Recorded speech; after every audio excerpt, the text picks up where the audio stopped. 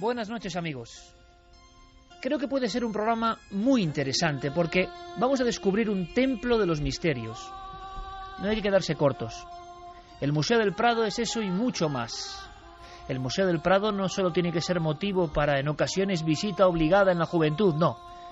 Es un enclave donde podemos reencontrarnos con la magia profunda del arte. Y, os lo aseguro, al menos es mi humilde opinión, que en el arte reside un poderoso enigma que nos llama desde el tiempo y el espacio.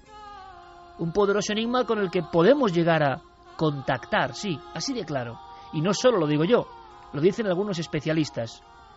No es lo mismo mirar un cuadro para observar estilos, buscar detalles, reafirmar lo mucho o poco que sabemos.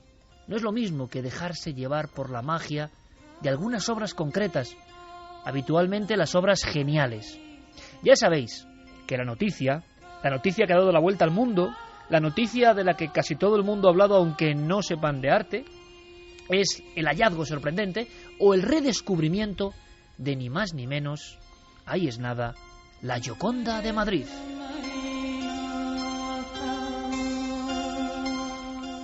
¿Y quién habrá pintado la Gioconda de Madrid? Pero a raíz de la media sonrisa más célebre de todos los tiempos, la media sonrisa más universal, a raíz del misterio de la Gioconda, de quién era, de sus huesos, qué ha pasado con la exploración con georradar en un convento de Florencia buscando su esqueleto. Algunos decían que era retrato de un hombre incluso, o autorretrato del propio Leonardo. A raíz de Lisa Gherardini, si eso no es, a raíz de este retrato absolutamente célebre y universal, que por algo será, y de su hermana pequeña, vamos a decirlo así, redescubierta en Madrid, hemos querido aprovechar para ir sala por sala. Bueno, salas donde hay cuadros que nos interesan. Yo os invito a ser detectives artísticos esta noche. Yo os invito a una experiencia interactiva, porque Guillermo León, desde ya, y espero que no haya bloqueos por acudís en masa, cosa que nos enorgullece, ha abierto el Museo de los Misterios. En ikerjimenez.com, Guillermo León ha abierto una galería de unos 50 cuadros, con detalles. Vosotros podéis observar y podéis hacer una experiencia visual interactiva diferente esta noche. Pero la Gioconda nos va a dar paso, ni más ni menos, a las tinieblas del alma de Goya, por ejemplo, los fantasmas que plasmaba ni más ni menos que Botticelli, los signos extraños que dejó al parecer grabados ni más ni menos que Diego Velázquez. Hay detalles de alquimia en algunas obras del Prado, signos, elementos, fórmulas. ¿Y qué decir? Quizá de uno de los cuadros más célebres de todos los tiempos, donde la gente sigue acumulando como está acumulándose ahora mismo con la Gioconda en estos días, el Jardín de las Delicias, con el enigmático retrato del Bosco mirándonos desde el otro lado. Y ampliaremos a misterios que tienen que ver con el Grial. El Grial de Valencia, por ejemplo, aparece, según dicen algunos expertos, presente como un misterio del pasado en un cuadro muy especial. Y tantas cosas. Harían falta muchos programas para simplemente otear el misterio de una de las mayores pinacotecas del mundo. Pero si os parece, antes de la actualidad, si estáis de acuerdo conmigo, vamos a intentar entrar en otra dimensión. Veréis, yo conozco algo, muy poco, por biografía, el mundo del arte, muy poco. Pero sé que hay expertos que se quedan en la superficie, vamos a decirlo, ilustrada, que hablan de cuadros como objetos, y otros expertos que logran penetrar, o por lo menos lo intentan, en las emociones. Y a mí me gustaría que esta noche todo este equipo penetrase en las emociones. No somos expertos en arte, no queremos ser académicos, queremos sentir el arte, ir un poco más allá y buscar su remoto enigma. Así que hemos contado, y para mí es una alegría, con todo un experto en pintura flamenca, uno de los grandes expertos a nivel europeo de pintura flamenca, Pedro Ramón Jiménez, que va a ser un poco guía junto con otros especialistas en este viaje tan especial. Él es pintor y creo que eso es importante, porque pintando se entiende también a los que son geniales. ¿Cómo ver un cuadro? ¿Cómo ver un cuadro para verlos esta noche así? Para que juguéis con la web y veáis los cuadros de esta otra forma. Ahí van unas primeras recomendaciones para esta noche de arte y misterio. Situarnos ante un cuadro es como una lectura de un poema, la audición de una música y debemos dejar tiempo a que penetre. Yo recomiendo que uno se proponga estar al menos con la obra que uno quiera contactar 10 minutos delante del cuadro, que se lo proponga. Esto es un poco como un ejercicio de yoga, ¿verdad? De meditación. Sí, pues meditando, poniendo la mente en blanco y dejar que eso, sin ponerle nada mental ni nada teórico, dejar que eso nos vaya llegando. Yo estoy seguro que a partir de los 5 minutos podemos tener todos, absolutamente todos, sorpresas.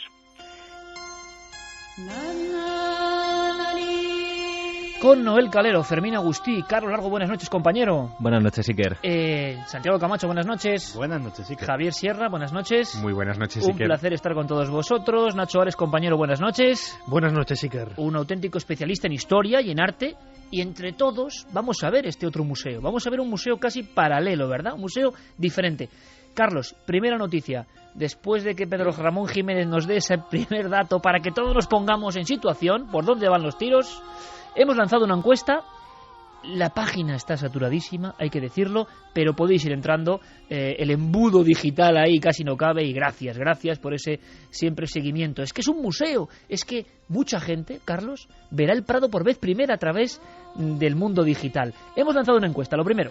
Pues vamos a contar esa pregunta que lanzábamos en ikerjimenez.com, el debate de la semana en Milenio 3.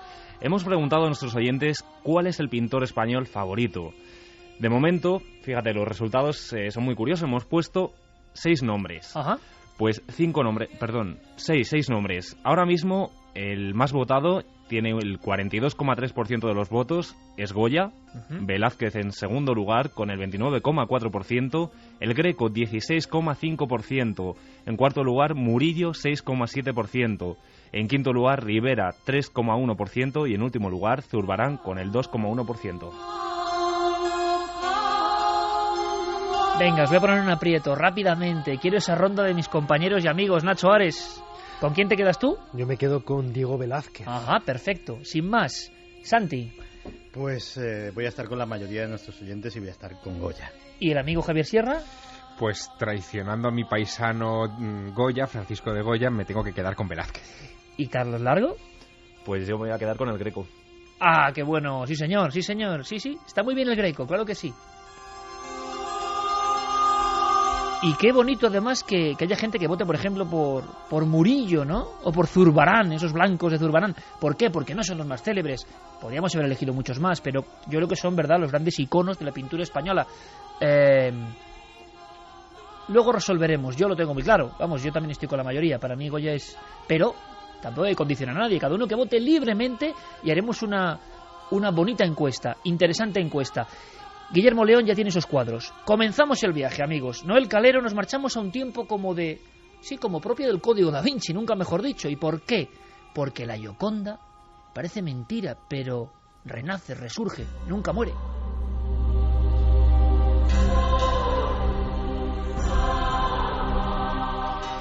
Dos menos 20 de la noche, estáis en Milenio 3 en la cadena SER. Tengo aquí unos apuntes, Javier, Nacho. Porque, ojo, por cierto, luego Santiago Camacho, y ahondaremos con un gran periodista como Rubén Amón, también tienen cosas que han pasado en el Prado. No nos vamos a quedar solos, si nos da tiempo, no solo nos vamos a quedar en los cuadros, sino también en cosas que han pasado en ese museo. A ver, ¿qué me decís de estos datos? 5 de abril 2011, proyecto de Georradar para desenterrar los huesos de la Gioconda. Historia de detectives, un aparato que, digamos, panea el suelo de un convento, el de Santa Úrsula, donde al parecer... reposan los restos de la mujer de la sonrisa. Fue una fábrica de tabaco y después el refugio de la Segunda Guerra Mundial allí en Florencia. 17 de mayo 2011, teletipos. El Georradar señala una tumba, un triste sepulcro muy dañado. Al parecer, los datos de ese sepulcro venían en un manuscrito alemán, esto ya es increíble, del 2007. Se cava en busca de la cripta. Después, de momento, el silencio. 30 de mayo 2011. Al segundo día de búsqueda con el Georradar y cavando, se encuentra un féretro, dice la prensa, en muy mal estado. Quieren extraer los huesos y compararlos con descendientes de Lisa Gerardini del Giocondo. Y hacer una reconstrucción facial por ordenador. Silvano Vicenti, el promotor de esta historia, en Florencia, va un poco más allá. Dice que la Gioconda es un hombre. Hombre-mujer es una genialidad. Era la última noticia. Ya no tenemos nada más. Esto ha sido, Javier Sierra, compañero, como el esfumato de Leonardo. Las noticias parecían de novela y se esfuman. La siguiente reaparición del concepto Gioconda la tenemos aquí, en Madrid. Efectivamente. Bueno, de la historia de Italia y de la tumba de Elisa Gherardini se habló mucho en aquella primavera del año pasado, del 2011. La clave orbitaba en torno a un antropólogo de la Universidad de Florencia, Giorgio Gruppioni, que además había saltado meses antes también a las páginas de los periódicos internacionales porque había intentado reconstruir, y eso lo recordarás, el rostro de Dante Alighieri a partir de un cráneo que también se había localizado en su supuesto lecho eterno, ¿no? Este hombre, Gruppioni, que está acostumbrado, al parecer en estos últimos años, a dar titulares de este tipo, con este asunto ha desaparecido, se ha esfumado por completo. También. Y no ha vuelto a dar una información a este respecto.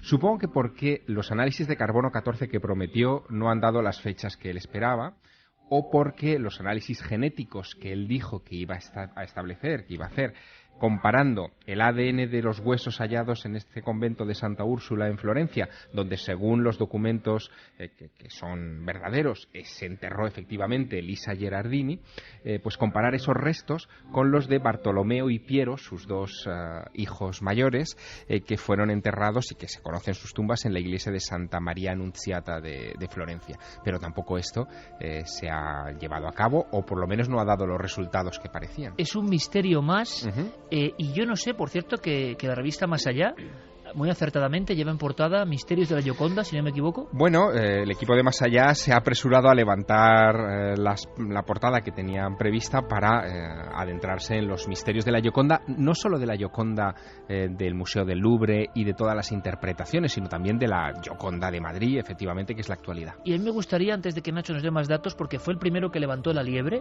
yo creo que al César lo que es del César, y comentarlo ahora, pero antes de saber un poco qué pasa con la Gioconda de Madrid, yo tengo mucho interés en saber... podemos contar en titulares, Javi, para que todo el mundo lo entienda, ¿por qué es tan misteriosa esta mujer, este retrato?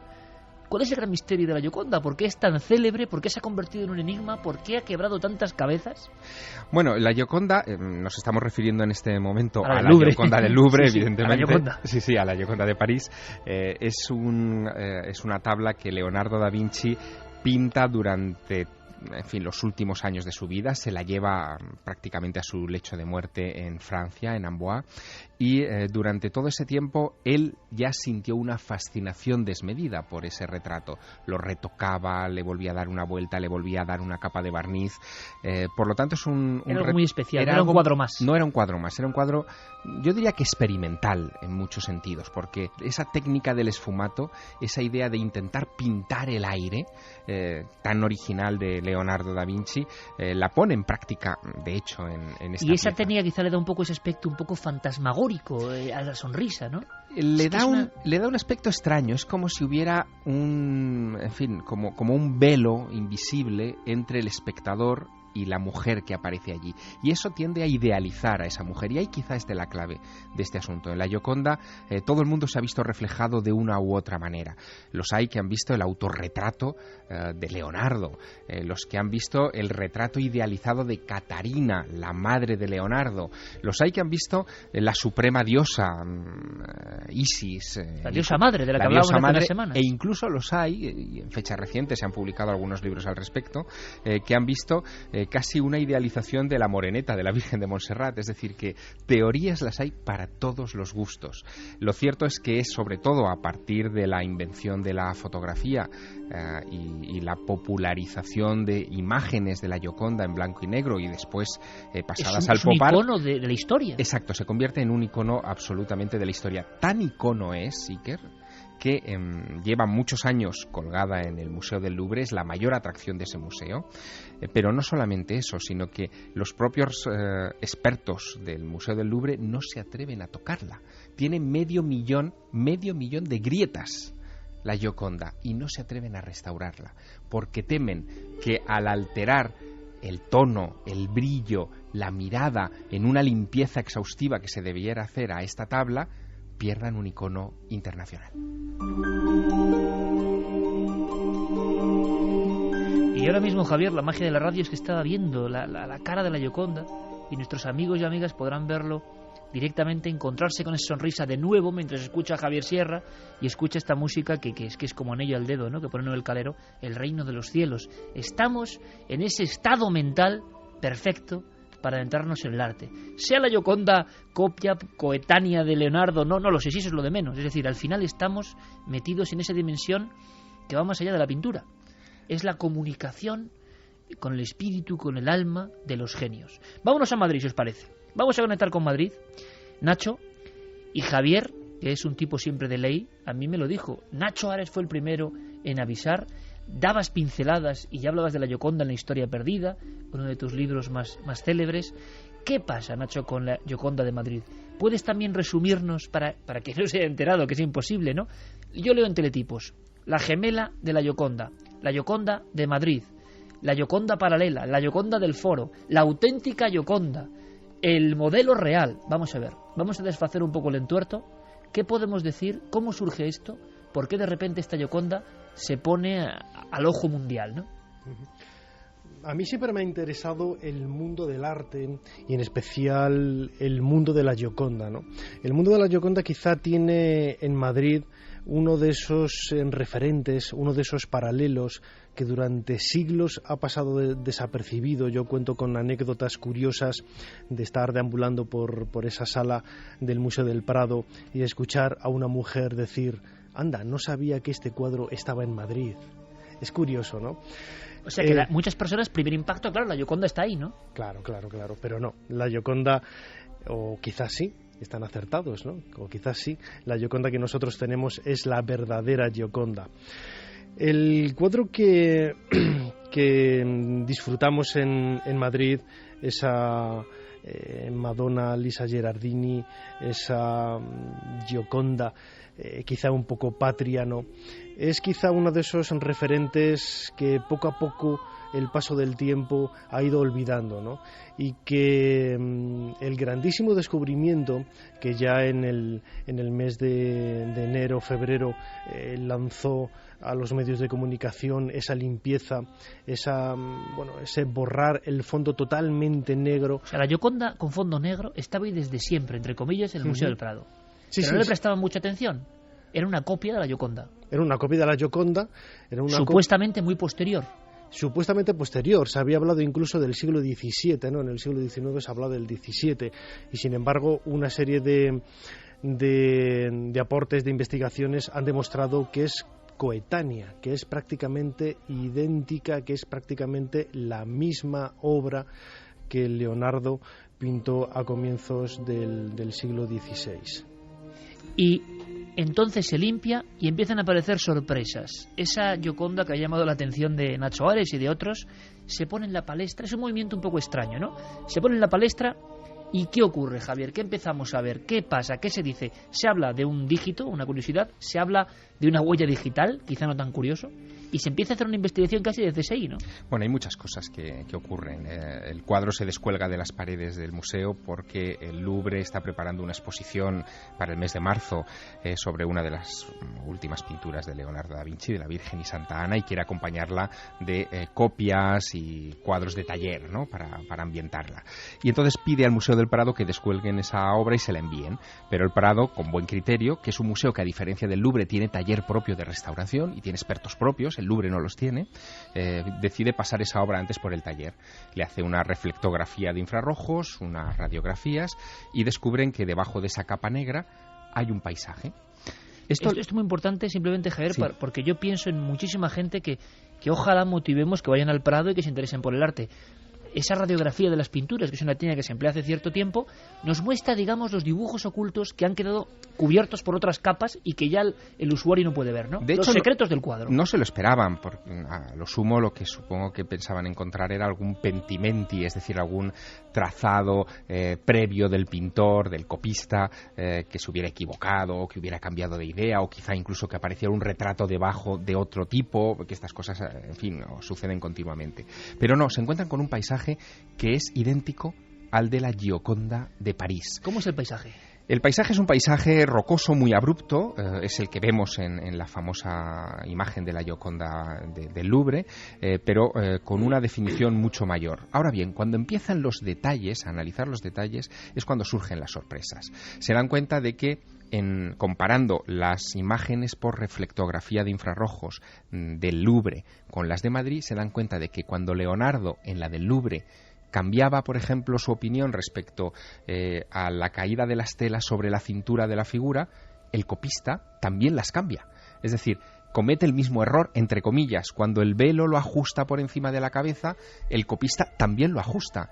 Cuando hay un pequeño retoque en el escote y sube la tela en un determinado momento, Leonardo, también lo hace el copista. Así que llegan inmediatamente a la conclusión de que no tienen en el Museo del Prado una copia más, sino una copia que se hizo a la vez. Pero surgen más misterios, Iker.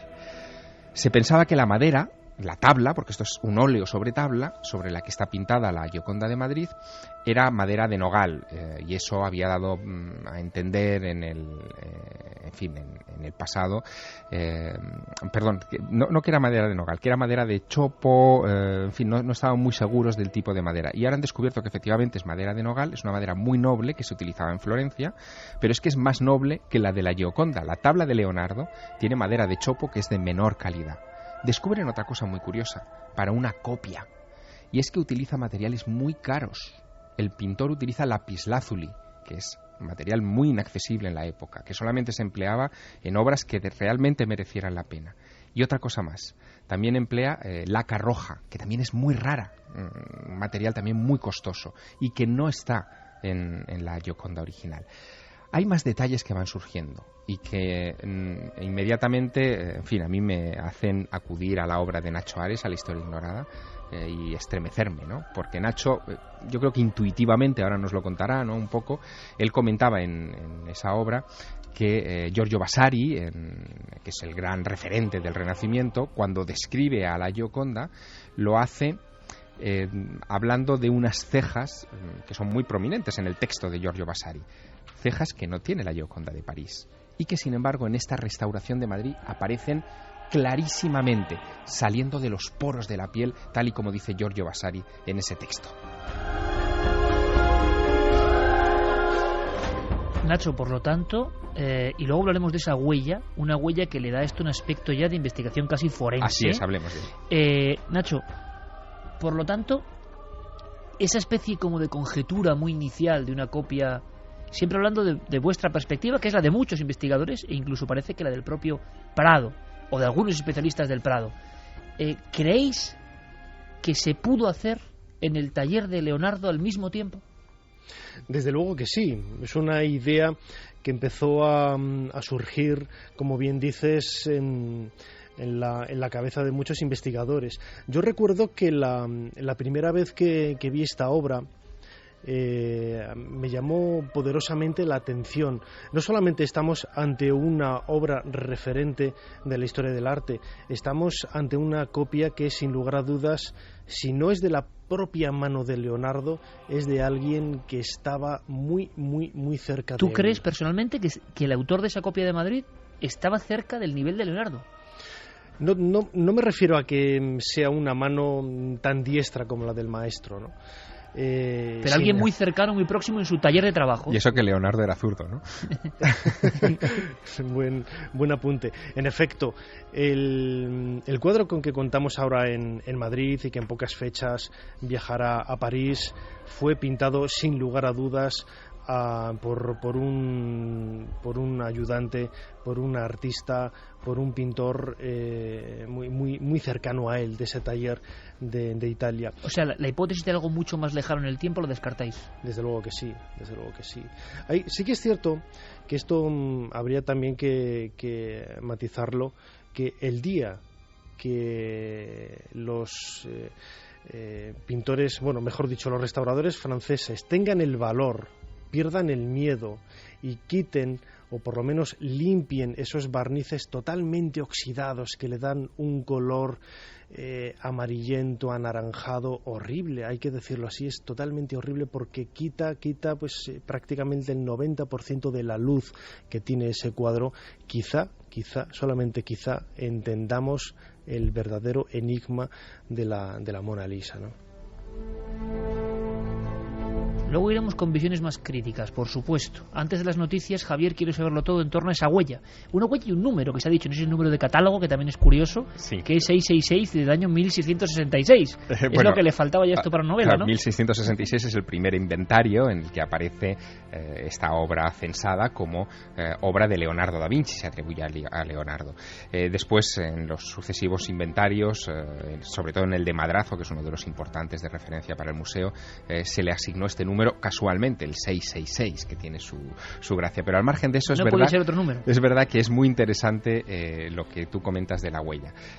Cuando yo tuve ocasión de acercarme por primera vez a la tabla y hablar con la restauradora, con Almudena Sánchez, pude ver esa huella y parecía una huella de pulgar. Luego, a raíz de seguir con la restauración, se ha visto que no es huella digital, es decir, no va a poder ser comparada con las 9 huellas de Leonardo que están inventariadas, pero sí que parece que es huella del dorso del dedo o de uno de los dedos. O sea, hay un dedo ahí, hay y la marcas. Idea era intentar compararlo con lo poquito que hay de Leonardo. Claro, Leonardo dejó huellas en sus tacuini, en sus cuadernos de notas, en sus pocas pinturas, y todas estas han sido inventariadas por una persona que yo conozco muy bien, que es uno de los mayores expertos mundiales en Leonardo da Vinci, que es Alessandro Bezzosi, es el director del Museo Ideale en Vinci, en su pueblo natal, y él se ha dedicado, cual CSI, a inventariar todas esas huellas y a compararlas. Tiene 9 de las 10 digitales bien establecidas. Pero la de Madrid aborta cualquier posibilidad. Nunca vamos a saber si ese dedo podría ser de Leonardo. No lo aborta porque evidentemente Bezzosi no solamente ha inventariado huellas digitales, es que hay trazos de otras marcas, de otras líneas, porque los artistas, y Leonardo también lo hizo, en algunos momentos cuando tenía que hacer algún difuminado o alguna cosa, utilizaba las manos y ahí deja la marca de sus líneas. Una marca que tiene 500 años de antigüedad, que puede ser utilizada con la moderna tecnología como un mecanismo de comprobación. Pero esto, Iker, cuando lo ves en el taller del Prado, te abre otra perspectiva que es todavía más amplia y que me gustaría compartir en un segundo. Y es, ¿cuántas otras huellas no hay en las 1.500 obras expuestas en el Museo del Prado de Madrid que se podrían rastrear? ¿Por qué no hacer un censo de todas esas marcas? CSI en el arte no está nada mal, se está haciendo ya hace años, pero esto es de tintes casi novelescos. Vamos a seguir ahondando, no solo en la Gioconda, que como sabéis es la punta del iceberg, la gran dama, la Gioconda de Madrid, entre comillas, que nos va a permitir ver otros secretos del Museo del Prado, secretos de todo tipo que se concentran, sin duda, en una de las grandes pinacotecas del mundo y que siempre merece la pena visitar. Yo os digo, a mí una de las impresiones fuertes en mi vida es estar ahí con las pinturas negras de Goya, por ejemplo, y observar todos esos retratos increíbles, esa especie de psicografía casi del alma humana. Ahora vamos con las noticias. Han pasado muchas cosas, algunas sorprendentes de verdad, en torno también a la historia y la prehistoria. Lo cuenta Carmen Porter, por supuesto. Esta semana nuestro repaso por el mundo del misterio comienza en Jordania, donde un equipo de arqueólogos ha descubierto estructuras de cabañas de 20.000 años de antigüedad. El hallazgo sugiere que la zona estuvo muy habitada y que muchos de los comportamientos que se han asociado con las culturas posteriores, como vivir en un mismo entorno largos periodos o intercambiar objetos con otros grupos, existían y fueron anteriores a los 10.000 años. Las cabañas, que miden casi 2,5 metros de largo, fueron excavadas en el suelo. Las paredes y el techo se hacían con maleza y además utilizaban herramientas de piedra, huesos de animales y conchas. La doctora Lisa Maher, de la Universidad de California, que ha estado excavando en el lugar, nos habla de los restos hallados. Por ejemplo, hemos encontrado una tibia de un adulto en un depósito que parece contemporáneo a las estructuras de las chozas que se han hallado. Esto nos confirma que los individuos eran enterrados en el yacimiento mientras permanecían allí, pero también nos deja la idea de que quizás podían estar envueltos en otro tipo de prácticas mortuorias que implicaban el enterramiento de esqueletos enteros o parte de sus huesos de forma individual. También encontramos conchas marinas y otro tipo de elementos decorativos que provienen del Mediterráneo y del Mar Rojo, por lo que nos remarca que pudo venir gente desde muy lejos para establecerse en Jaraná o que hacían tratos comerciales con individuos que vivían cerca del Mediterráneo o el Mar Rojo. Hay muchas especies representadas en el yacimiento, pero se alimentaban básicamente de gacelas. Hemos encontrado huesos y cuernos de gacelas quemados en varios depósitos, algo que no hemos hallado en otros lugares, por lo que sugiero que puede que tengan algún tipo de significado simbólico asociado a estas estructuras.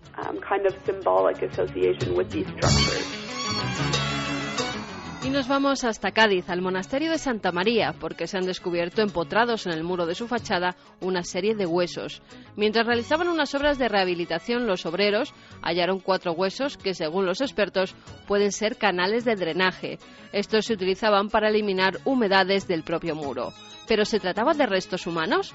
Jorge Fernández de la Gala, antropólogo físico que pudo estudiar esos restos, nos lo aclara. Las personas que colaboraban en la restauración del edificio pensaron si podían tratarse de restos humanos y pues por eso pidieron un poco mi colaboración. Fue fácil, incluso a través ya de las primeras fotografías que enviaron, descartar que no podía tratarse de huesos humanos, sino que, bueno, pues incluso las fotos eran tan evidentes que hasta se pudo identificar que se trataba de los huesos largos correspondientes a lo que llamamos en zoología los metapodios, es decir, la parte final, digamos, de la extremidad de un équido. Posiblemente sea un caballo, un mulo, un asno. Es difícil quizás determinar exactamente qué tipo de équido fue, ¿no? Si verdaderamente fueran canales de drenaje, estaríamos ante un nuevo uso de los huesos inédito hasta ahora. El experto nos habla sobre ello. A mí me parece un caso muy interesante, sobre todo porque, bueno, yo había oído como antropólogo pues que los huesos tienen una gran cantidad de utilidades, ¿no? Se han utilizado huesos como armas, ya sean como instrumentos musicales, incluso hasta como soporte para la escritura. Hay huesos que se han servido para hacer elementos religiosos de culto, amuletos, incluso hay algunas trepanaciones de las que se han conseguido extraer discos craneales que parece ser que tenían una misión fundamentalmente mágica, ¿no? Como amuletos, herramientas de los tipos más diversos, agujas, punzones, anzuelos, elementos ornamentales de los más diversos tipos. Pero yo es la primera vez que tengo noticia de un hueso que se haya utilizado como elemento drenante. Y en Japón se ha dado a conocer la muerte de una niña de 13 años mientras su padre y un monje budista le practicaban un exorcismo. Al parecer la realizaron el tratamiento de la cascada, que consiste en atarla con correas a una silla mientras rocían su cara con agua, porque creían que la pequeña estaba poseída por un antiguo monje. Pero la policía descubrió que la menor además tenía serios golpes y heridas y que murió por asfixia antes de ser sumergida en una pila con agua. Según ha trascendido, a la joven, que sufría una discapacidad mental y física, le practicaron más de 100 exorcismos antes de que muriera. Y en Egipto ha vuelto a ver la luz un coloso de Menón que llevaba cientos de años sumergido en el agua. La escultura, que pesa 250 toneladas, mide 15 metros y representa al faraón Amenofis III, se derrumbó a causa de un terremoto hace más de 3.200 años en un terreno muy inestable, arcilloso y cubierto de agua. Ahora el coloso se puede ver junto a 2 figuras hermanas en la entrada a la necrópolis de Luxor. Miguel Ángel López Marcos, arqueólogo y restaurador del coloso, nos cuenta en qué situación se encuentra la figura. Bueno, pues están realizando labores de consolidación y fijación de las grietas. Hay grietas estructurales y otras superficiales que están dañando mucho al coloso. Y luego pues están recomponiendo las piezas que se habían perdido. Ahora mismo se ha levantado lo que es el cuerpo, que son 250 toneladas.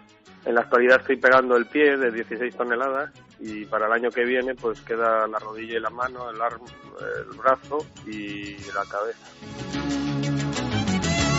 Y acabamos con una investigación que ha realizado el King's College de Londres sobre las rayas de los tigres. Los especialistas han proporcionado la primera evidencia experimental que confirma la teoría que el matemático británico Alan Turing realizó en 1950.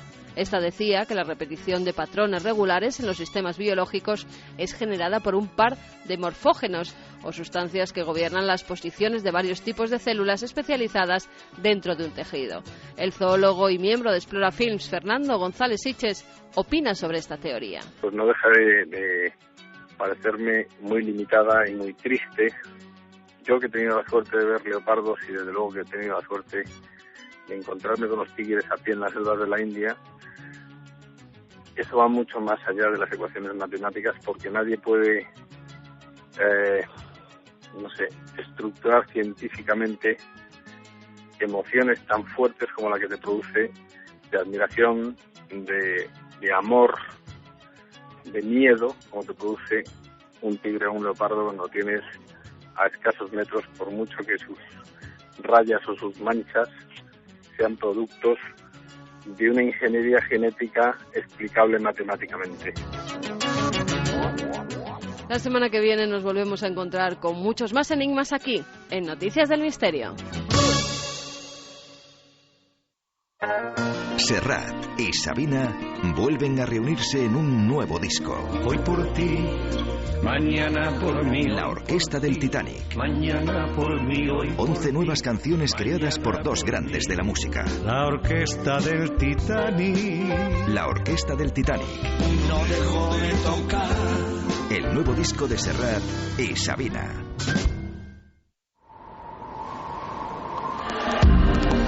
Nunca antes habías estado tan cerca de lo desconocido.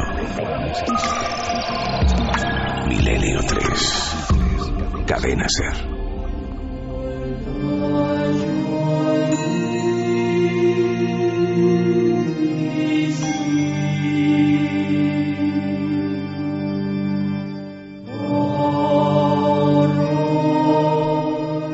El canto de la sibila de Edith Candans volvemos a entrar en nuestro particular museo lleno de salas, lleno de secretos. El Museo del Prado recibe una cantidad ingente de visitas diarias, pero desde luego el museo digital que Guillermo León ha montado en ikerjiménez.com no se queda corto, porque deben ser miles las visitas que están entrando al mismo tiempo para ver los cuadros. Que a las 2:08 de la madrugada personas de España y de todo el mundo estén entrando miles de personas en esos mismos segundos para ver cuadros de arte, mira, no está todo perdido, no parece mala historia, y yo creo que es esperanza en el sentido de que el arte puede interesar, puede reenamorar a la gente con el conocimiento y se puede acceder a otro nivel de cosas. Y es que aquí estamos, y con lentitud, porque es verdad que las imágenes primero son de una gran calidad y segundo, el trabajo de Guillermo es fantástico, pero claro, la saturación existe, es normal, nos suele ocurrir en ciertas noches.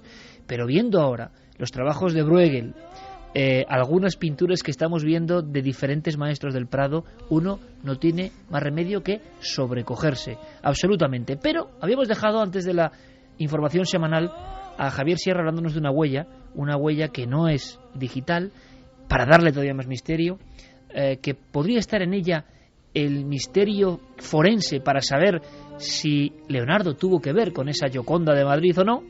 Pero también hay que decirlo, hay voces críticas, por supuesto. Creo que incluso dentro de la propia institución del Prado, que a nivel de marketing, por supuesto, la operación es magnífica, me contaban algunos buenos amigos, y creo que lo habéis vivido, que había cientos de personas que nunca se habían acercado al Prado para ver, arremolinándose a codazos, la Gioconda de Madrid. Esto también nos hace reflexionar sobre el poder de los medios, y también quizá en otro sentido en la teledirección excesiva de las personas, pero yo creo que es bueno que la gente vaya a encontrarse con la Gioconda de Madrid y a partir de ahí explore otras cosas. Pero, atención, porque también hay voces críticas. Una de ellas, por ejemplo, es el periodista del Mundo Rubén Amón, que es seguidor de este programa, yo se lo agradezco mucho, que nos habla de una polémica importante. ¿Por qué hemos elegido a Rubén Amón?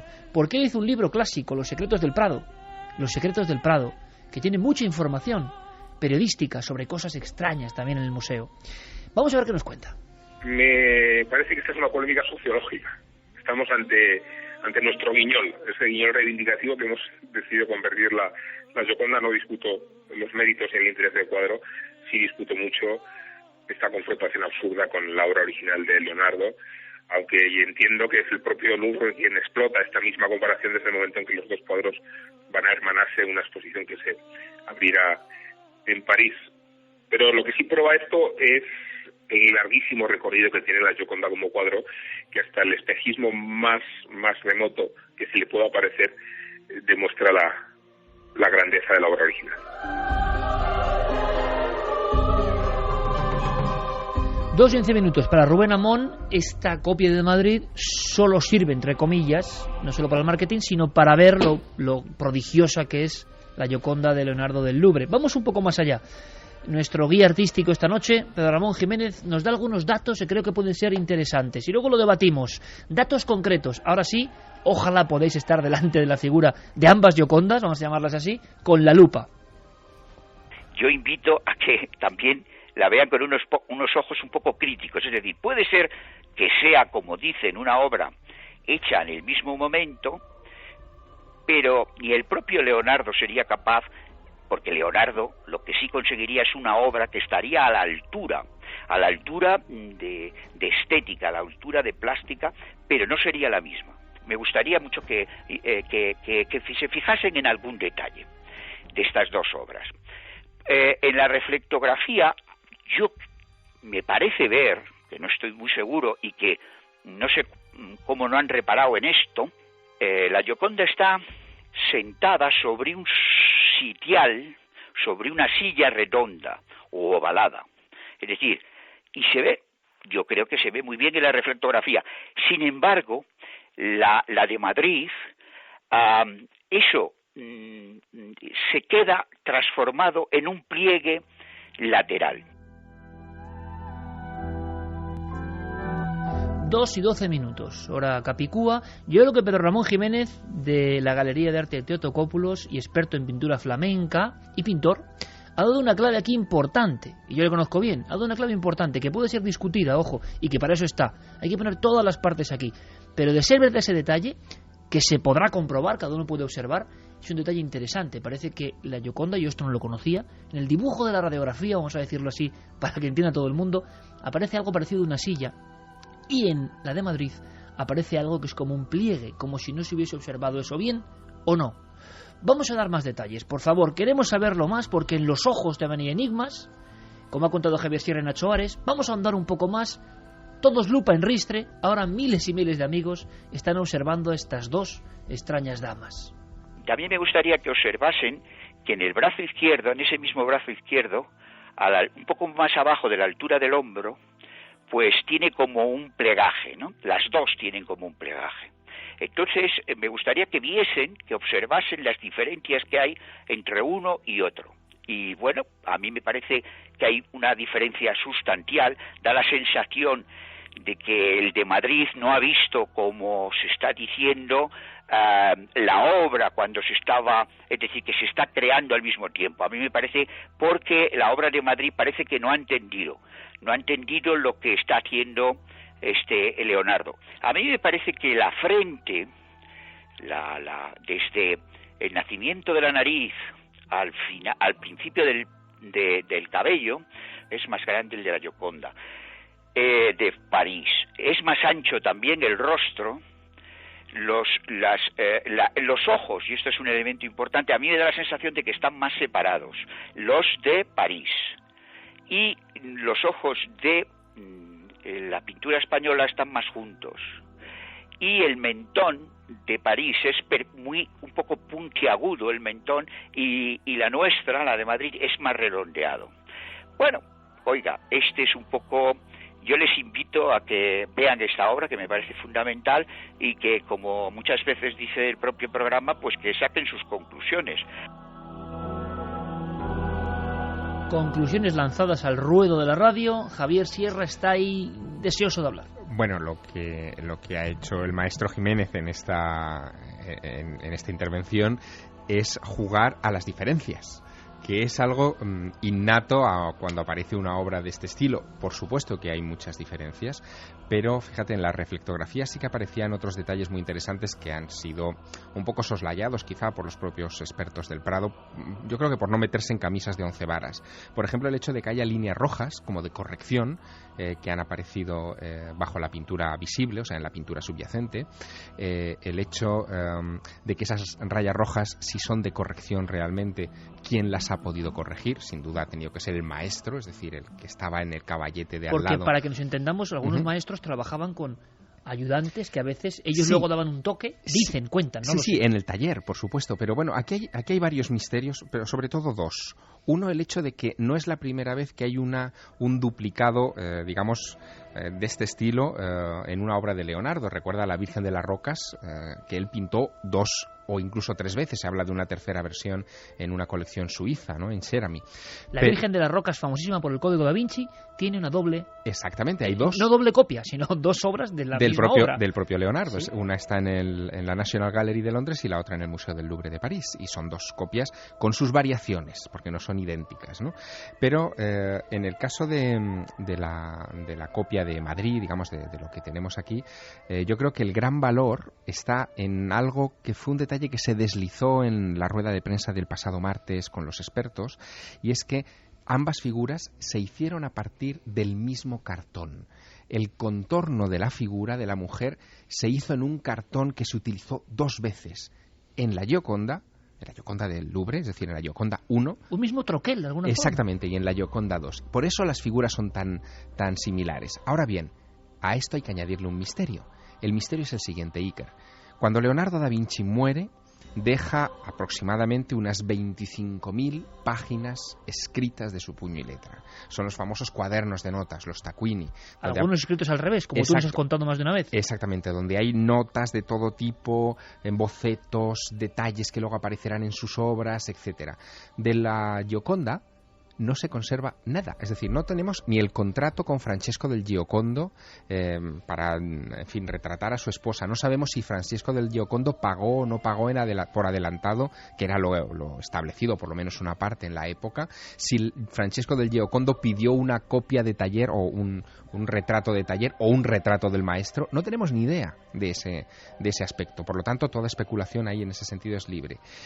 Y no hay bocetos de la Gioconda del propio Leonardo. No los hay. Todo este hermetismo en torno a este cuadro en concreto. Han desaparecido, probablemente por los azares de la historia, pero sí hay un detalle... ¿Cómo nadie ha hecho el código Gioconda? No lo entiendo. Claro, pero sí hay un detalle que saltó en estos días entre los expertos y que a mí también me ha parecido muy interesante.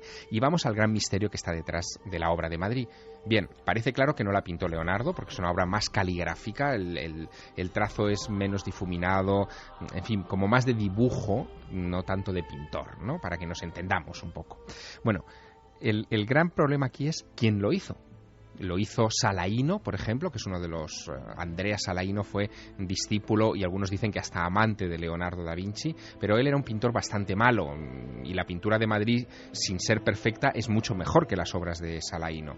Lo hizo quizá Francisco Yáñez de la Almedina, el españoleto, que era un español, un valenciano, que estuvo trabajando en el taller de Leonardo y que nos dejó en el Museo del Prado obras impresionantes como la Santa Catalina, que tiene un rostro de Gioconda, o sea, que cualquiera que vaya a verlo al museo... Estás dando una cantidad de claves tremendas simplemente para coger e irse al museo, que es lo que hay que hacer, ¿no? Claro, bueno, pues para lo de Francesco para Yáñez de la Almedina, para el españoleto, saltó un detalle que a mí me pareció muy interesante en estos días.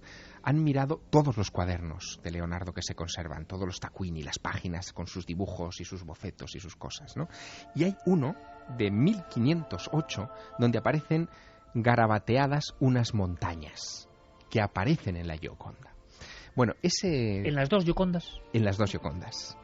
Bueno, esas montañas que aparecen en ese cuaderno perfectamente fechado en 1508 invalida que Yáñez de la Almedina sea el pintor de esta obra, porque en 1508 este pintor, el españoleto, ya llevaba 2 años en Valencia trabajando para la catedral. Por lo tanto, no podía haber participado en la elaboración de unas montañas bocetadas por Leonardo en un cuaderno posterior.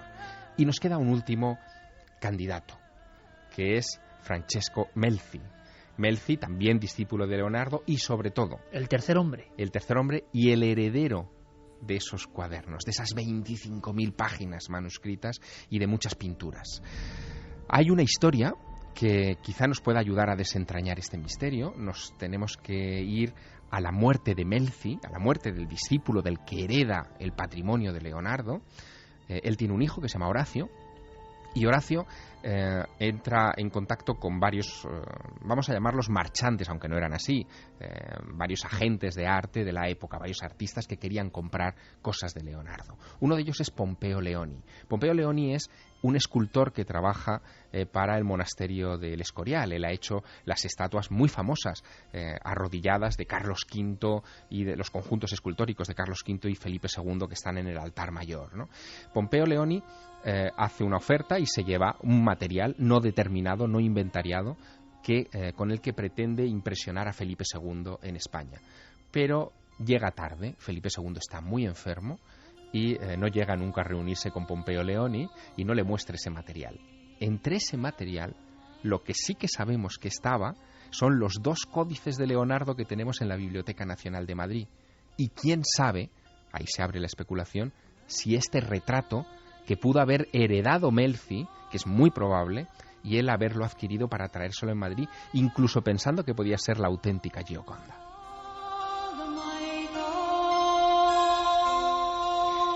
Lo que está clarísimo es que nos encontramos ante una historia con todos los elementos, no me extraña el revuelo internacional, el icono universal y misterios de todo tipo, no solo pictóricos, sino históricos, incluso casi policíacos. Nacho, ¿tú qué opinas de todo lo que han comentado a nivel más o menos crítico? ¿Sigues creyendo profundamente, por lo que has visto y lo que has averiguado y has estado allí, que sí que salen de la mano muy cercana a Leonardo?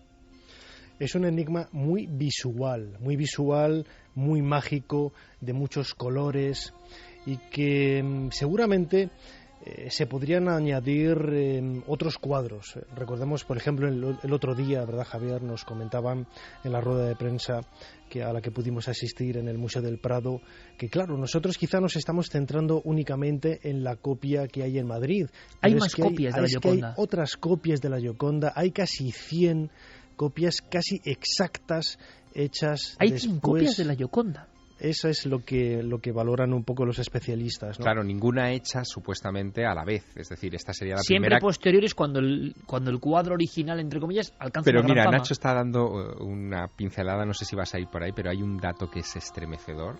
Y es que, ¿por qué se le pintó el fondo negro, ¿no?, a posteriori? Bueno, se supone que es por el gusto, decían, leonardesco, porque Leonardo hizo otros cuadros con fondo negro, como por ejemplo La Dama del Armiño, o El Músico, que se encuentra en la Galería Ambrosiana, que es muy famoso. Pero es que, amigo, o amigos, es que resulta que esos fondos negros van a tener que examinarse, porque bajo La Dama del Armiño hay una ventana, como la Gioconda, y hay un paisaje. Y ese fondo se tendrá que remover tarde o temprano. Fijaos qué curiosidad. A mí, bueno, luego hablaremos del Bosco, pero os habéis enterado de la noticia de que en el otro gran museo de Madrid, Lázaro Galdeano, este lunes, las Tentaciones de San Antonio del Bosco, o sea, una de las grandes joyas del arte universal, también es curioso y había que hablar, y yo creo que es interesante, el marketing, el estar en la palestra. Hoy en día estamos en una sociedad que se rige, lo hemos visto, por el impacto inmediato en la gente para ir a visitar una cosa, pero resulta que es curioso, ha pasado un poco sin pena ni gloria. Lo podéis consultar, amigos. El lunes, el Museo Lázaro Galdeano, donde hay unas obras increíbles, el Bosco, del que hablaremos ahora, el pintor de los demonios, el pintor que le acusaron de hereje adamita, de poco menos que secta esotérica.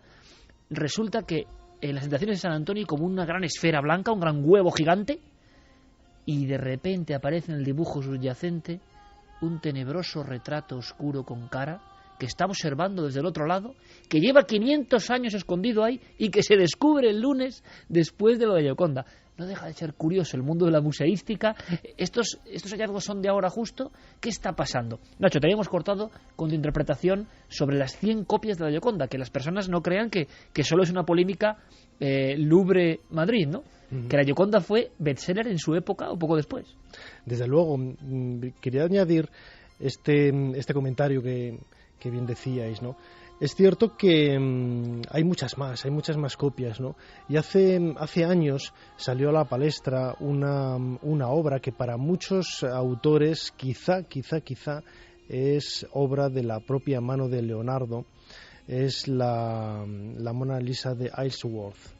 Es una copia que se conserva en Londres, en la colección Pulitzer, y que salió a la palestra en el sentido de que quizá fuera obra del propio Leonardo y quizá siguiendo un poco la obra de Vasari, la verdadera Mona Lisa, ¿no? La primera, la auténtica, ¿no? Todo esto viene un poco a telón de que no está claro, ¿no? Como decíamos en la primera parte del programa, cuál es la referencia exacta a la que tendríamos que asirnos, ¿no? que agarrarnos. Sí que es cierto que se ha hablado mucho, se ha especulado mucho, pero yo insisto, todo este tipo de comentarios que estamos realizando son muy enriquecedores a la hora de valorar las obras de arte, ¿no?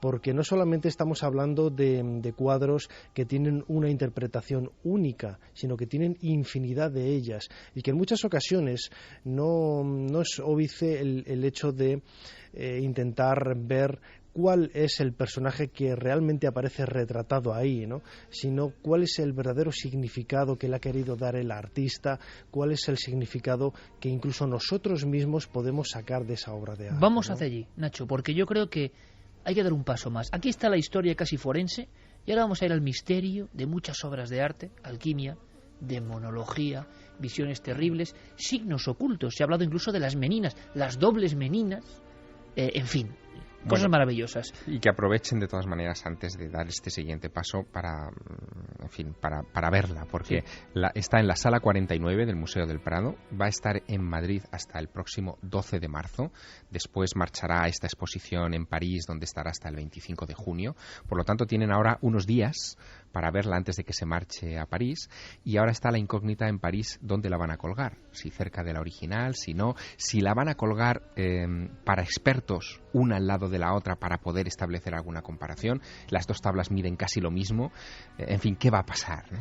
Vamos a hacer una cosa, antes de penetrar en ese otro umbral, y vamos incluso a extender, esto merece un dossier, si no va a ser imposible abarcar tantos misterios simplemente del Prado. Sabemos que es muy difícil compilar toda la información de la última hora, teníais que tenerla. Pero, por ejemplo, la alquimia, una cosa que le interesa mucho a Santiago Camacho, y hay signos. Si vais a ver la Gioconda, daros un garbeo por algunos sitios que vamos a recomendar, pararos ante algunos cuadros que vamos a recomendar, porque la experiencia será muy buena. Y si encima, hoy con un MP3 de música, vais con ciertas músicas como estamos haciendo aquí, la imaginación vuela y, como decíamos al principio, decía el experto, casi se puede conectar con el cuadro. Es no verlo como el que toma apuntes, no. Eso no nos interesa. Nos interesa meternos dentro de los cuadros. Por cierto, se está metiendo nuestro público dentro de los cuadros. No es fácil, lo ha dicho Nacho Ares. Es un concepto muy visual. Por eso queremos ayudar con ese museo paralelo. Y muchas personas, imagino, que en los días posteriores, a través del podcast, harán esa comparativa. Esta noche parece que la cosa está difícil. Pero mira, veo ahora mismo el aquelarre en los dedos de Javier Sierra, con el gran buco, una gran sombra, que es el demonio. Hay que hacer la experiencia, incluso la podemos hacer aquí, Javier, de con ciertas músicas ver algunas cosas. Es tremenda la alquimia que se produce, nunca mejor dicho. Carlos Largo, compañero, vamos a ver qué nos cuentas o qué nos cuenta nuestro público. Si te parece, Iker, vamos a repasar esa encuesta que comentabais ya en ikerjimenez.com. Poníamos la pregunta, ¿quién es tu pintor español favorito? Por el momento, en primer lugar está Velázquez con el 36,3%. En segundo lugar, 36%. Segundo lugar, Goya con el 36,2%, muy seguido. Bueno. Tercer lugar, el Greco con 17,4%. Domenico Totocopuli. Cuarto lugar, Murillo, 5,3%. Zurbarán en quinto lugar con 2,9% de los votos. Y en último lugar, Rivera con el 1,8%. Es que Rivera era muy siniestro también, ¿eh? Hay que ver a Rivera, pero caramba, eran unas pinturas terroríficas de alguna forma. Y a bola pluma, ¿qué opina nuestro público sobre esta gran polémica? Pues comentaban, por ejemplo, Periodistilla nos decía: buen programa, mi enhorabuena por ello, seguid cubriendo este espacio con misterio y reportajes intrigantes. Es curioso cómo se puede contemplar en la pintura del Prado desde otro punto de vista. Magdalena también nos decía: me encanta el enlace que has colgado de los cuadros del Prado, de verdad que es un lujo teneros ahí, gracias por enseñarnos. Marga también nos decía: me parece fantástica la galería de cuadros que habéis puesto, yo he trabajado en el Prado y ojalá consigáis que más gente se acerque a contemplar el arte y ver los cuadros con otros ojos. Pues lo tenéis ahí en ikerjimenez.com y el mérito, todo el mérito en este caso, de nuestro compañero Guillermo León. También nos llegaban comentarios precisamente haciendo esas comparaciones sobre las dos Giocondas. Bea, por ejemplo, nos decía que la Gioconda de París es diferente. Tiene una complicidad diferente en la mirada y la sonrisa es mejor, a mi parecer, que la de Madrid. Qué curioso concepto, ¿verdad? Hay que decirlo, muy subjetivo, muy de las emociones, complicidad. Por ejemplo, Silvia Lorenzo nos decía: soy estudiante de conservación y restauración y amante del arte, y me encantan los códigos ocultos que se encuentran detrás. Nacho López nos decía: hasta que no consigues quedarte un buen rato a solas frente a uno de esos cuadros del Prado, no se puede entender las pasiones que despierta. Por cierto, echo de menos las pinturas de la Veracruz de Maderuelo en la galería. Tate López también nos decía que el Bosco es sin lugar a dudas el gran maestro. Hay algo en todas sus obras que va más allá de lo físico, técnico o teórico. Vamos a hablar de él, claro que sí. Lorena Sáez Davo: la obra del Bosco es fantástica, hipnotiza, pero para mí Bruegel el Viejo fue un grato descubrimiento, y cuando el Prado presentó su obra me hizo mucha más ilusión que el descubrimiento de la Gioconda del Prado. En la sala 56B, que luego vamos a visitar junto al Bosco, y Javier, es que está hipnotizado él, pasando los cuadros, está por ejemplo El Triunfo de la Muerte, que es una cosa que yo creo que en la ciencia ficción se puede imaginar. Es un ejército de esqueletos que llega al mundo. Luego lo contamos. Precisamente nos recomendaba o invitaba a la gente a buscar su obra y que disfruten con algunas de ellas, que su favorita es Du Le Griet o La Loca Meg. Por ejemplo, Juan Carlos García también nos comentaba un aspecto sobre la Gioconda de Madrid. Dice que tiene la sonrisa más marcada. Carlos desde Las Palmas nos decía: tremendo el cuadro del Bosco, el Jardín de las Delicias. ¿Cómo en esa época podían imaginar semejantes cosas? Pero Velázquez con las Meninas es el que más te hace pensar y profundizar en él. Carlos, pues seguimos recogiendo, me interesa mucho, y además muchas gracias por todo ese afecto. Yo creo que es un reto, ¿no? Es una experiencia interactiva, visual. Es un programa de misterios de la historia, que luego Nacho continúa, Nacho se queda con su serie Historia, y es un poco una mezcolanza. Así que vamos a extender nuestro dossier porque hay tanto de qué hablar. ¿Qué os parece si eso, damos un paso más allá? Nos metemos en las tinieblas, brumas, misterios del arte, y lo hacemos con nuestro guía esta noche artístico, Pedro Ramón Jiménez. Hay una cosa muy curiosa. Hablamos de arte y de copias, ¿no? Hay quien sostiene, como el caso de Pedro Ramón, que es que el artista no es tan fácil que se copie a sí mismo, que el arte parece que proviene de unos instantes muy mágicos y precisamente muy repetibles. Y eso es lo que diferencia la obra maestra de la copia. Pero bueno, que nos lo cuente. Bueno, yo pinto desde siempre y me doy cuenta de que hay un aspecto que es la irrepetibilidad de una obra de arte. O sea, la obra de arte original es una obra única y que no puede repetir ni el propio artista. A veces el pintor, ante ciertas obras de nivel, él es consciente que esa obra participa un poco de un misterio que él no sabe muy bien controlar, ¿no? Porque si pudiese controlar todas esas variables, pues podría hacer una copia de sí mismo, pero una copia de sí mismo no puede hacerla, porque hay muchas cosas que se le escapan y la realidad que nos encontramos, y como ejemplo se podría decir al propio Leonardo, que siendo magnífico hace la Virgen de las Rocas, una en el Museo del Louvre y otra en la National Gallery, y siendo magníficas, siendo excepcionales y geniales las dos, son diferentes. Misterios del arte, misterios irrepetibles, misterios de la creación. Vamos a buscar unos cuantos símbolos, claro que sí, ¿por qué no? Porque están ahí repartidos en el Prado. Santi es un gran conocedor del mundo de la alquimia, y la alquimia, en estos siglos prodigiosos, siglo XV, XVI, XVII, tuvo una aceptación brutal. Se creía con fe en ella y muchos artistas dejaban códigos esparcidos en obras. Santi me llamaba la atención sobre algunos cuadros que, si vais al Prado en esta visita, si los amigos del Prado, directiva, personas de seguridad, que no se extrañen, que llegue mucha gente preguntándoles cosas raras de repente o buscando cosas que no son convencionales. Nada nos haría más ilusión. Santi, vamos a viajar brevemente por el mundo de la alquimia. ¿Dónde tenemos que ir dentro del museo? Pues la verdad es que hay muy pocas obras que hablen explícitamente de alquimia en el Museo del Prado, y desgraciadamente las dos que hablan explícitamente de ello pertenecen a la ingente cantidad de fondo que tiene el museo, que no se encuentra expuesto. Están en los almacenes custodiadas, pero... O sea, que los almacenes del Prado serían otro enorme misterio del que no conocemos nada, ¿no? 8.000 obras en nuestros almacenes. Y de hecho, como muy bien has dicho, la historia de la pintura en esos siglos le debe muchísimo a la alquimia. Piensa que la alquimia y el arte han estado casi unidos desde el principio. Los alquimistas... El arte en sí tiene algo de alquimia también, efectivamente, ¿no? Los alquimistas ponían figuras, grabados crípticos en sus libros. Algunos libros de alquimia no tienen ni siquiera texto. Está el libro mudo de La Rochelle, que son solamente láminas que hay que descifrar, que el iniciado tiene que buscarle su sentido. Y siempre, desde esos siglos XV, XVI, XVII hasta incluso Fulcanelli en el siglo XX, el alquimista siempre ha buscado la amistad de los artistas, siempre ha buscado la cercanía de los pintores, a los que de alguna forma ha intoxicado con su simbología.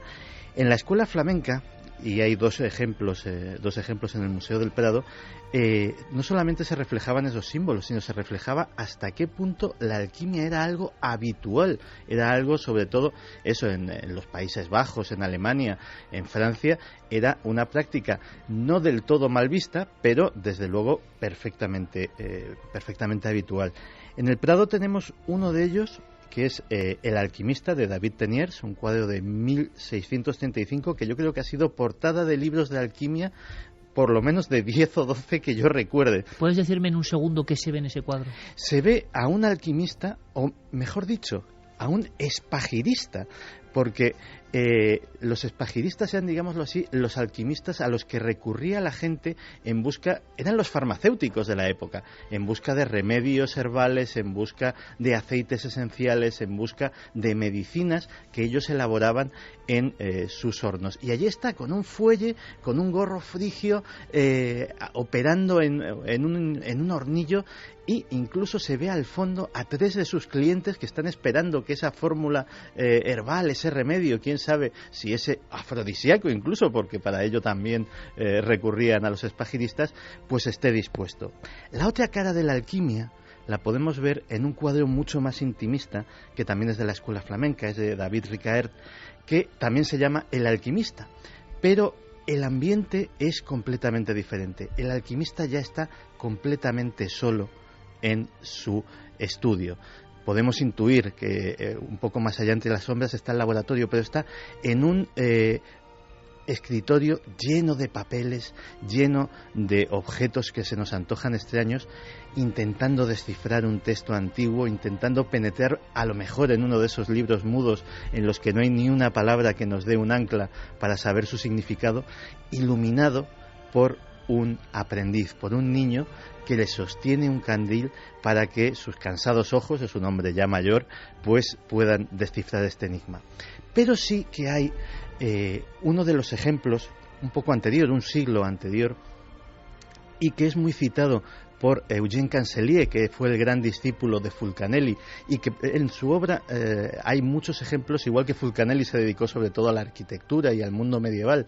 Cancelier en su obra habla mucho de cómo la pintura está repleta de símbolos alquímicos. Pues hay un pintor alemán, Hans Baldung Grien, de la época de Durero, y que muchos le comparan por estilo e incluso por talento, aunque sea muchísimo menos conocido, del cual en el Prado hay 2 obras. Estas sí están expuestas, y las 2, que parece que tienen sus temas absolutamente diferentes, tienen mucho que ver con la alquimia. Una es Las edades y la muerte. Y eso sí que lo tenemos además, creo, en la exposición virtual que ha puesto Guillermo también. Efectivamente.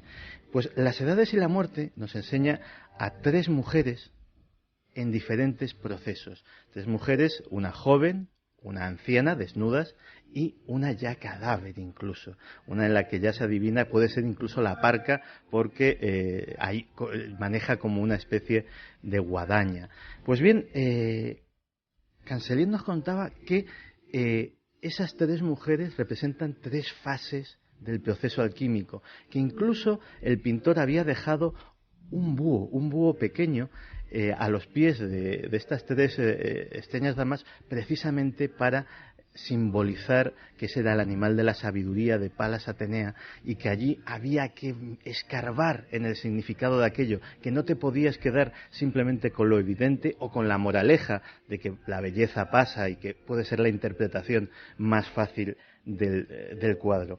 Pero hay otro incluso que es menos evidente, pero con más símbolos que dicen aquí hay algo. Es uno que se llama Las 3 gracias, y es efectivamente el tema de las 3 gracias que trató Rubens en su día y que tantos otros pintores pues han hecho uso de él. En él vemos a 3 bellezas que están posando juntas, pero hay 2 elementos que el que conoce el arte de música, como llaman a la cábala alquímica, puede entender. Uno de ellos precisamente es que hay instrumentos musicales, hay instrumentos musicales diseminados por todo el cuadro, y una especie de amorcillos, de angelotes, que uno de ellos está agarrando por el cuello a un animal que no puede ser un animal cualquiera, a una oca que es precisamente una de las marcas secretas de los que tenían esa sabiduría ancestral, de los que conocían ese lenguaje secreto.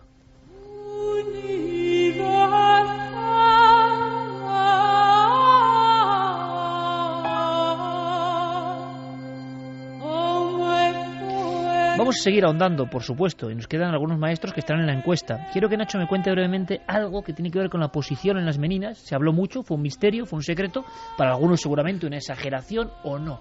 Yo no lo sé, ahora nos lo va a contar. Antes, sobre las meninas, seguramente el cuadro más conocido de la historia de la pintura española, seguramente el cuadro que, aunque la Gioconda de Madrid ahora le va a hacer la competencia, más gente ha remolinado delante de las vitrinas del Museo del Prado, compitiendo con el Jardín de las Delicias, sin duda alguna. Pero el Bosco no es español, evidentemente, no era español.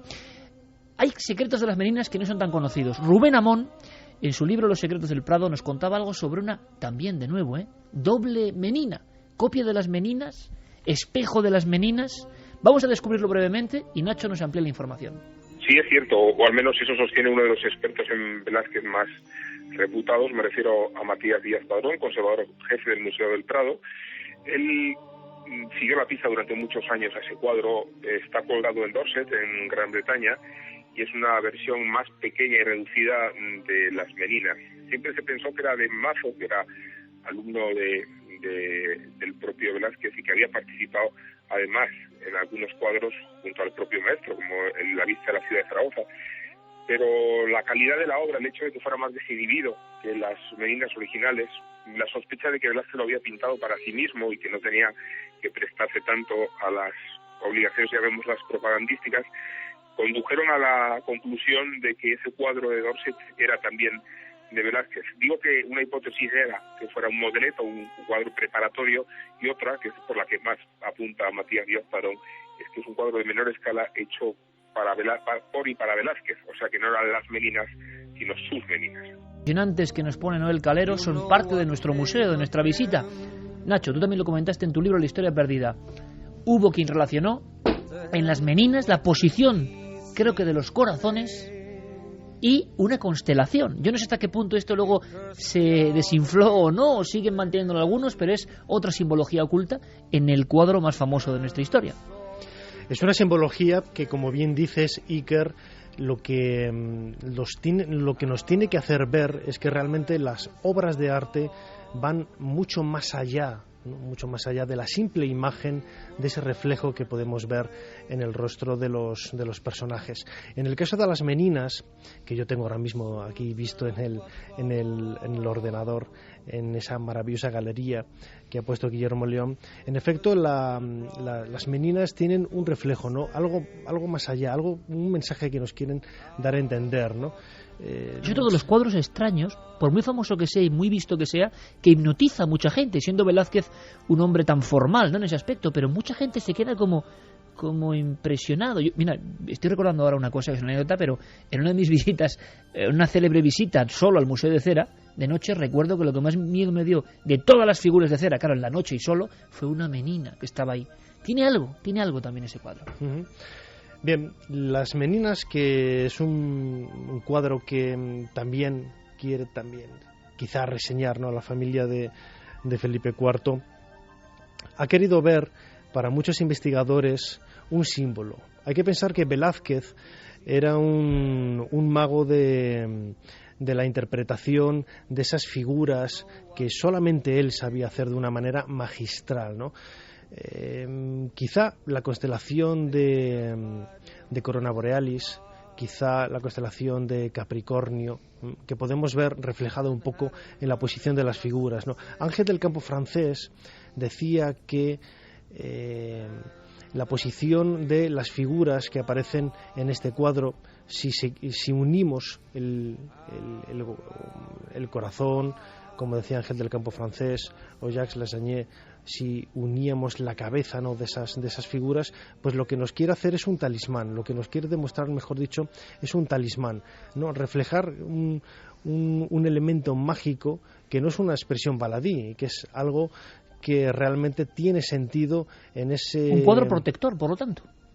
Totalmente, lo que tú dices, ¿no? Un cuadro talismán que lo que nos va, en este caso, a señalar es un elemento icono que une perfectamente la pintura con el aspecto religioso, el aspecto mágico, el aspecto que quizá, solamente quizá, podemos intuir en este sentido, el mago pintor pues quiso haber vinculado con el rey, ¿no?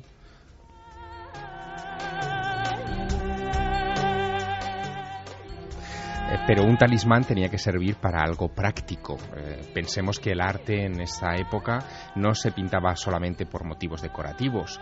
Cuando a un artista... Elemento importante a destacar ahora, ¿eh? Sí, como cuando... No era para decorar tampoco, sin más ni más. Cuando un tenía artista, una función. claro, cuando un artista se dedicaba a una obra que tiene 3 metros de alto, es decir, no estamos hablando de un cuadro menor, a representar una escena que aparentemente era una escena inocente, doméstica, del ámbito familiar privado de los monarcas, tenía que tener, si había realmente ese propósito mágico, una finalidad. ¿Cuál es la finalidad de que en esa pintura esté la constelación reflejada de Corona Borealis y también el símbolo de Capricornio? Corona Borealis tiene un sentido muy, muy fácil de entender.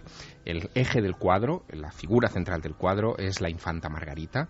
La estrella central de la constelación Corona Borealis se llama Margarita Borealis, es decir, ahí había ya una pista cósmica.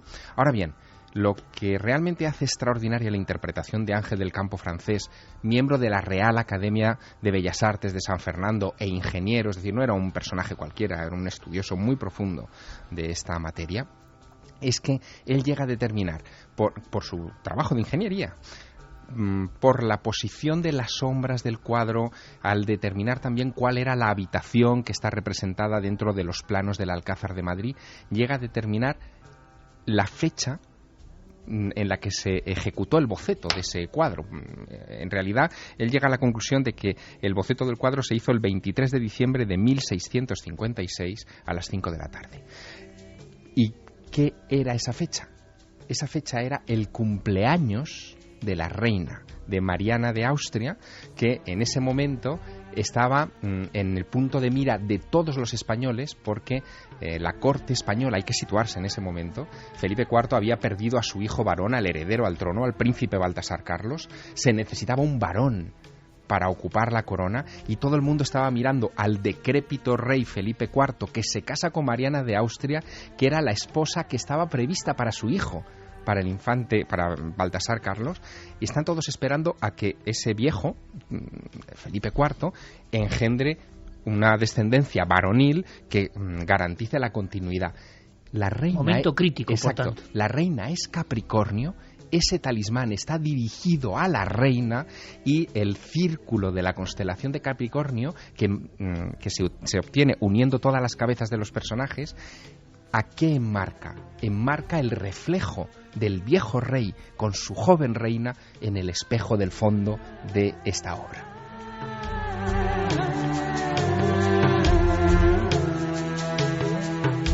Vagamos de cuadro en cuadro y nuestro objetivo, acertado o no, no lo sé, es ver un poquito más allá. No somos expertos académicos en arte, por supuesto, lo dejamos muy claro, pero sí que nos gusta el arte y queremos contar cosas sabiendo que el eco que tenemos puede provocar esa especie de refracción en muchos jóvenes y no tan jóvenes que van a ver los cuadros con otros ojos, sobre todo las van a ver, que es lo más importante, y descubriendo cosas y siendo detectives artísticos.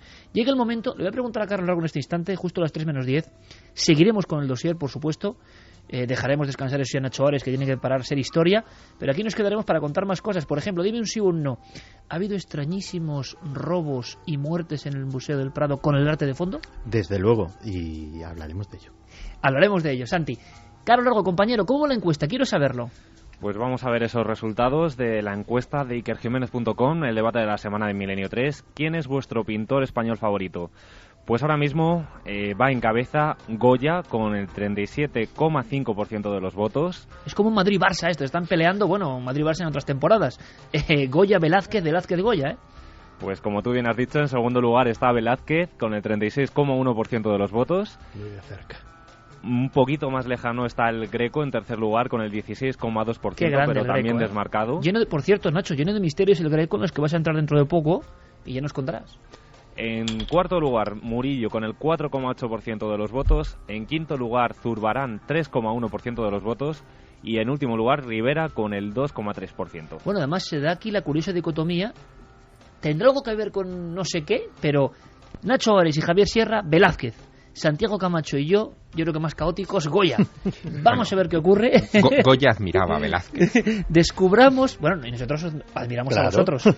Se cumple esa teoría, ese paradigma. Vamos a hacer una cosa muy interesante, chicos. Vamos a entrar en Goya. Vamos a entrar en Goya, por lo menos en este último fragmento. Ese aragonés como Javier Sierra, ese hombre que tiene algo muy importante y que yo creo que quizá no se destaca en exceso. Porque sí que es cierto que, a diferencia de los pintores que hemos comentado, Goya ha estado envuelto de la polémica casi siempre. Le han descatalogado obras como El Coloso, que quiero que veáis, por favor. Es un deber que os mando, si os parece, como si estuviéramos en la escuela, para la siguiente hora. Por favor, está El Coloso, ¿verdad, Santi, compañeros? Bueno, ahora estoy viendo El perro semihundido y casi me da algo. Vamos a analizar las pinturas negras lo que se pueda. Yo me pasé mucho tiempo investigando las pinturas negras y al final no hice nada. Por lo menos vamos a contar algo. Y tiene ahora mismo la imagen del Coloso. El Coloso, para quien no puede verlo, es un gigante terrible que parece que está a punto de bramar en un cielo que da miedo, y la humanidad, muy del 2012 esto, la humanidad corre despavorida. Todo ese cuadro tiene una fuerza eléctrica terrible, arcaica. Pero el Coloso, el Prado, la última noticia es que no es de Goya. Le ha pasado con este cuadro, le ha pasado con la llamada Lechera de Burdeos, le ha pasado... ¿Por qué? ¿Por qué con Goya? ¿Es tan extraño Goya? ¿Por qué el enigma Goya? Bueno, pues Goya, Francisco de Goya y Lucientes, nacido en 1746, en un pequeño pueblecito de la zona más árida de la provincia de Zaragoza, parece que es alguien muy excepcional, a pesar de sus modos broncos, por lo que parece, varoniles en exceso para algunos, hoscos para la mayoría. Resulta que tiene una sensibilidad desde el principio que llega a provocar problemas con sus maestros. Los maestros quieren llevarle por un lado y él parece que no se deja. Así empieza el primer peldaño de la historia de este hombre Goya, que estoy seguro que por lo menos esta noche vamos a conocer de una forma un poco distinta. Un pintor, digamos, que toma del oficio de sus contemporáneos, de sus anteriores, los conocimientos del oficio. Pero hay ciertos artistas que rompen todos los paradigmas. Y eso es muy complicado de entender y muy fácil. Complicado y fácil. Por ejemplo, Einstein rompe un paradigma, o Copérnico rompe otro paradigma. Es decir, rompe también con la forma que le han enseñado a hacer, que es vigente en sus contemporáneos, que es aceptada por sus contemporáneos. Goya tiene problemas muy pronto con Valleu, con el que va a ser su cuñado. Tiene problemas. ¿Por qué? Porque no le dejan hacer... lo que él quiere viene con un nuevo espíritu. No se lo admiten. Bueno, Goya entonces, fiel, no se pliega, no acepta y sigue con ese espíritu rebelde, con ese espíritu creador, y va rompiendo. Y una de las... quizá, bueno, es genial en toda su historia, pero quizá donde mejor lo podemos ver es en sus grabados. La obra gráfica Goya crea un mundo que es absolutamente nuevo en la historia del arte, absolutamente nuevo incluso filosóficamente, conceptualmente. Yo creo que es el primer artista realmente moderno.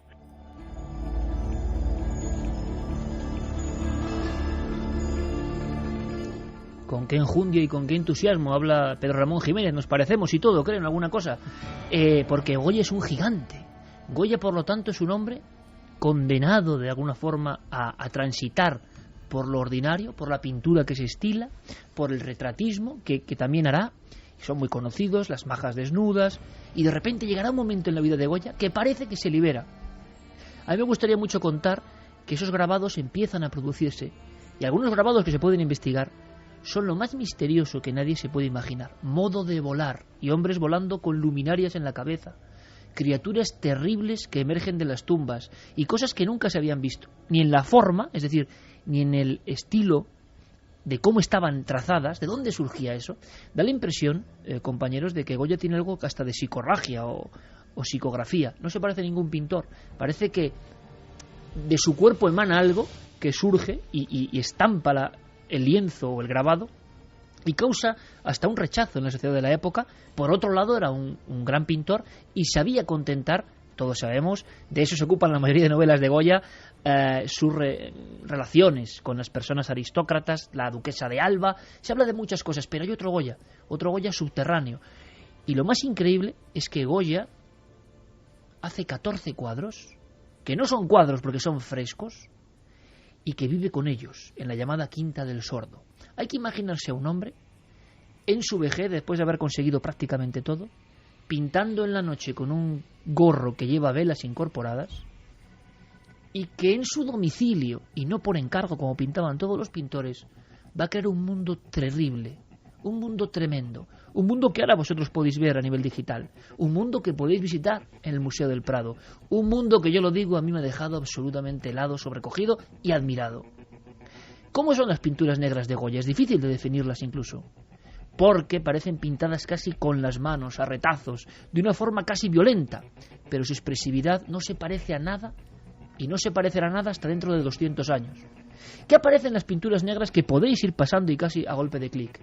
Imágenes célebres, el aquelarre, las brujas que parece que Goya incluso conoció, envueltas en una masa negruzca, sujetándose unos a otras, como criaturas de las tinieblas, y en mitad de todo ello, lo que llama Goya el gran buco, aunque Goya nunca puso nombre a sus cuadros. Los nombres los hemos puesto nosotros 100 años después, cuando las pinturas fueron recuperadas, porque estaban entre matojos, en los muretes de lo que quedaba la Quinta del Sordo, porque a todo el mundo le parecían algo horrible, horrendo, digno de lo demoníaco.